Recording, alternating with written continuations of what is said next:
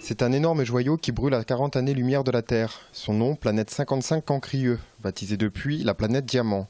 Malgré cette distance qui pour l'humanité est considérable, à l'échelle de l'univers, cette étoile est toute proche de nous.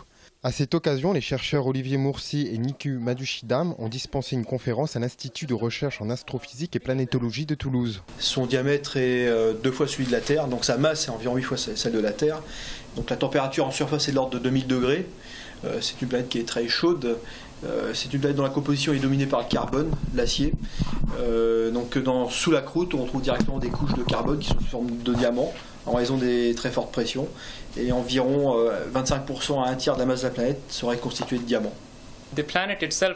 La planète a été découverte en 2004-2005 et ce n'est que l'année dernière, en 2011, qu'elle a été mesurée pour la première fois. Nous avons étudié sa masse et son rayon pour comprendre sa composition. On la voit à l'œil nu, c'est une étoile qui fait partie de la constellation du Cancer. Et le Cancer, c'est une constellation d'hiver que l'on peut voir à partir de maintenant, près de la constellation d'Orion. Avec une paire de jumelles, on voit très bien cette constellation.